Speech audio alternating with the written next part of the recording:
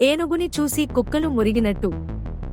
ఒకప్పుడు ఒక బుద్ధిమంతుడైన రాజు రాజేంద్రుడు తన రాజ్యంలో మంచి మార్పులు తీసుకురావడానికి నిర్ణయించుకున్నాడు. ప్రజల కోసం కొత్త కట్టడాలు, ఉచిత విద్య, వ్యవసాయానికి మద్దతు లాంటి పనులు మొదలుపెట్టాడు. అయితే అతని ఎదుగుదలను ఓర్పుగా చూడలేని కొంతమంది ఉన్నారు.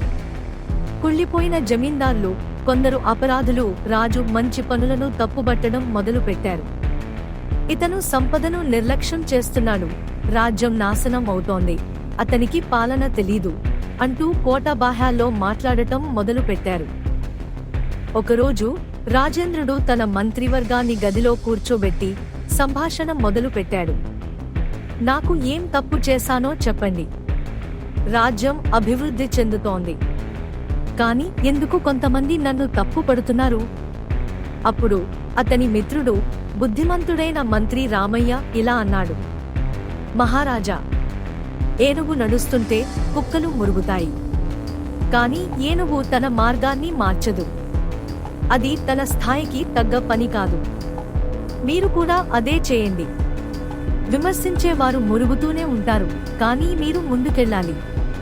రాజేంద్రుడు ఆ మాటలు వినగానే ముసుగు తొలగినట్లు అనిపించింది. ఇకపై ఎవరేమనుకున్నా తన లక్ష్యాన్ని మార్చకూడదని నిశ్చయించుకున్నాడు.